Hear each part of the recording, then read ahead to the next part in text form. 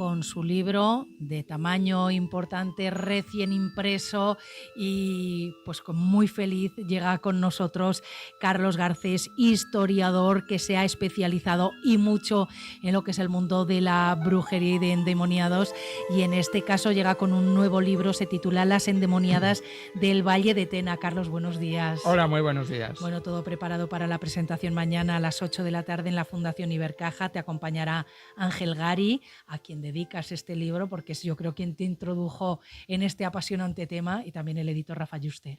Sí, como decías hace un momento, estoy muy feliz. Acabo de recoger hace 15 minutos el libro porque ha llegado esta mañana a Huesca y muy contento. Es una obra sobre uno de los episodios, el lector, si ojea y lee el libro lo podrá comprobar, es uno de los episodios más asombrosos con seguridad de la historia de Aragón.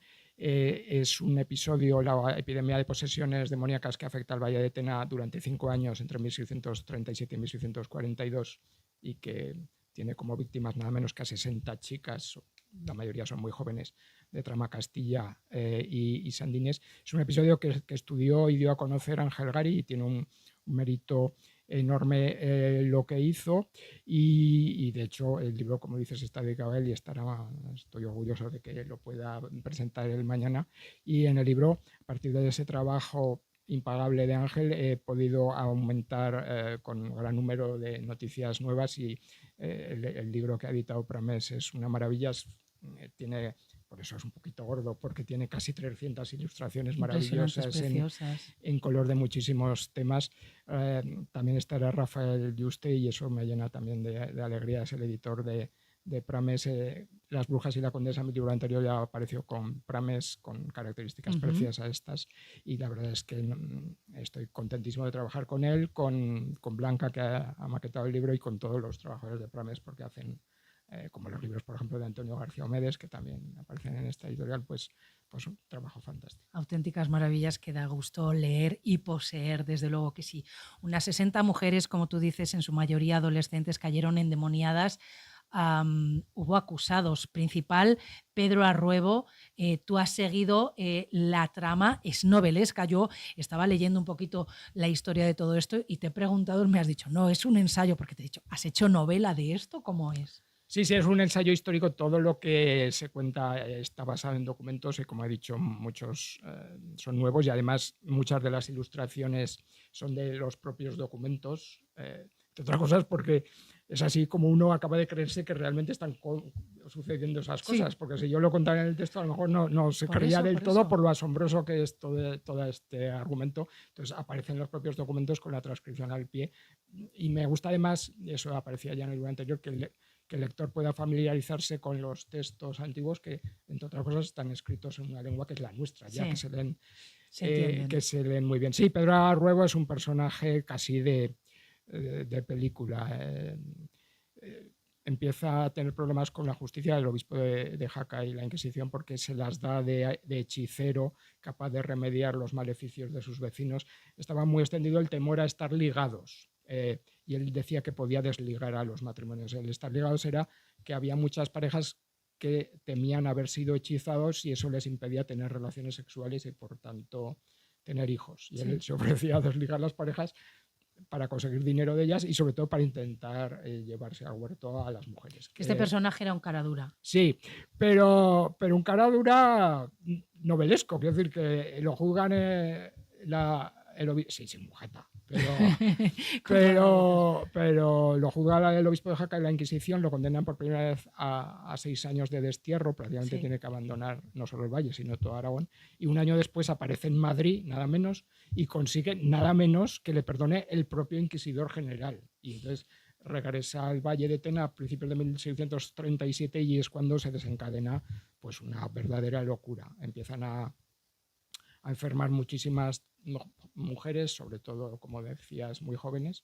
En principio están enfermas con síntomas muy extraños durante semanas y semanas.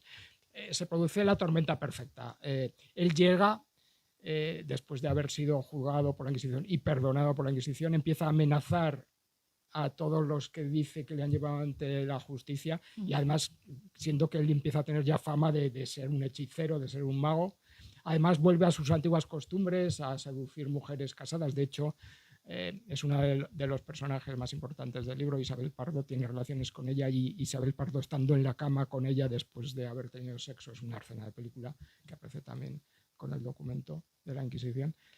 A preguntas de Arruebo le confiesa a ella que ha tenido también sexo con el párroco de Tramacastilla, que es el principal exorcista porque 50 de sus vecinas están endemoniadas. Y luego a eso se junta pues la situación de las propias chicas. La situación es una de las cosas que más me interesa mostrar, la situación de la mujer en el Aragón de esa época, pero especialmente en el Valle de Tena, a partir de mucha documentación nueva, porque él tiene sexo sobre todo con mujeres casadas, pero las que se endemonian sobre todo son las adolescentes, Sí. que son todavía mujeres solteras, aunque en el Valle se casaban muy pronto. Y yo creo que mucho de lo que pasa, porque de hecho una vez que Arruebo y sus cómplices, entre comillas, porque todo esto evidentemente no ocurrió, tal y como no eran endemoniamientos sino otras cosas, pero una vez que está en Zaragoza, en la Aljafería, la epidemia perduró varios años. Quiero decir que había ahí otras causas por detrás y yo, aunque en el libro no me gusta tanto plantear hipótesis porque son mucho más difíciles de aprender, aunque también se comenta, me limito sobre todo a narrar, que es mucho lo asombroso que es todo. Pero claro, esas chicas jóvenes que no tienen otra salida que sus familias les casen con quien elijan las familias, no son matrimonios por amor, que se casan con 18 años y que no tienen más horizonte y que durante un siglo, además, eso también se muestra en el libro, han sido perseguidas y ajusticiadas como brujas, ahora caen enfermas por decenas y a partir también de la actuación de los clérigos, al final eso se considera endemoniamientos, porque hay una escena también, de nuevo de película, cuando llevan varias semanas o meses enfermas, a bastantes de ellas, que hay que imaginarlo eso como una escena de película, las bajan a Huesca, desde Valle de Tena, porque hay fama, es casi un hombre santo, un arcediano de la catedral, pues tiene fama de eso, de ser casi un hombre santo, Juan Gastón Pérez, que lo hemos podido identificar también en el libro, y él es el que dice que no están enfermas sino endemoniadas y que empiecen a exorcizarlas. Y es más asombroso todavía porque había estado en Italia, ha traído un retrato de la Virgen con el niño que tenía en su casa en el Coso Alto y que luego pasó aquí cerca al convento de los Carmelitas en la plaza de Concepción Arenal, que ahora está en los almacenes del Museo de Huesca, que aparece reproducido también en el libro, que en esa época era fama la imagen de ser milagrera y se llenó la casa del arcediano y luego el convento de exvotos. O sea que, bueno, es toda una cosa. Pero todo esto, a ver, eran chicas adolescentes que supongo que el ambiente, la unión, el analfabetismo, la ignorancia es lo que les lleva a no simular, sino hacer o sentirse enfermas, digo yo. Sí. El analfabetismo es algo que también pongo mucho de relieve. En esa época, evidentemente, también los hombres en su mayoría eran analfabetos, pero durante 2 siglos no he podido encontrar una sola mujer del Valle de Tena capaz de firmar sus documentos y, por tanto, capaz de leer o escribir, independientemente del nivel de riqueza de sus familias. Y claro, es la propia situación del Valle de Tena, que en estos siglos vive de la transhumancia en buena medida. Entonces, durante medio año, la mayor parte de los hombres del Valle están en el Valle del Ebro. Ellas están solas y retroalimentándose. Arruebo es uno de los que se queda allí todo el año. Su amigo, que es el otro acusado, ambos tienen unos 30 años por entonces, es sastre de Hoz, de Jaca. Es sastre y gaitero, que eso también aparece como que ha heredado ambos oficios de su padre. Bueno, él también se queda como sastre en el Valle. Bueno. Hoy acabaron siendo torturados ellos por la Inquisición. Sí, la Inquisición por lo general era bastante pacata a la hora de torturar. Frente a la imagen que solemos tener de la Inquisición, no a todo el mundo y sobre todo no, desde luego, en los primeros juicios a los que le sometían, porque Arruebo finalmente es juzgado 3 veces por la Inquisición, más o menos. Pero a los 3, claro, es que este caso fue muy sonado muy y mediático, incluso se puede en Madrid, decir así, ¿no? Sí. Entonces al final sí que los torturan.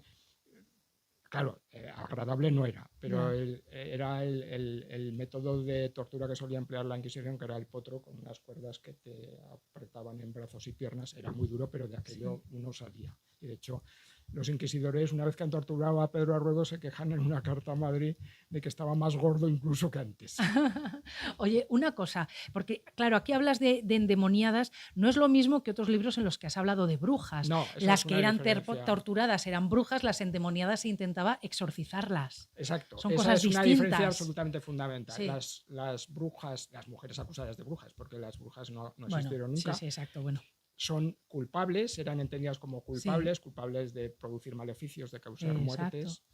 Esas mujeres vamos a calificarlas pues de culpables, y estas mujeres son víctimas de Arruebo y sus cómplices. Exacto, que se aprovecharon las de posesiones ellas. demoníacas tampoco existieron nunca, Ya. pero aquí están en el otro lado, son víctimas, y entonces sí, se les hacen exorcismos. De hecho, es que hay otro episodio alucinante, y es que finalmente, 3 años después de que empiecen las posesiones, el rey y el Consejo de la Suprema Inquisición en Madrid ordena a uno de los inquisidores que suba al Valle de Tena. Eso es un episodio ya conocido, es Bartolomé Guijarro, que llega allí, que además todos los miembros de la Inquisición que llegaban al Valle de Tena decían que eso eran posesiones. La verdad es que los fenómenos que protagonizaban estas chicas eran alucinantes.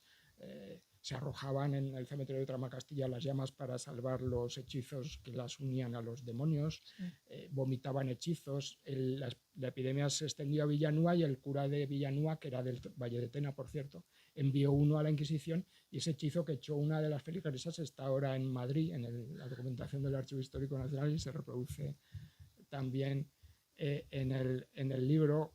Bueno, impresionante. Sí, impresionante. Yo entiendo que se les han puesto ganas de acudir, de saber algo más, aparte de leer el libro.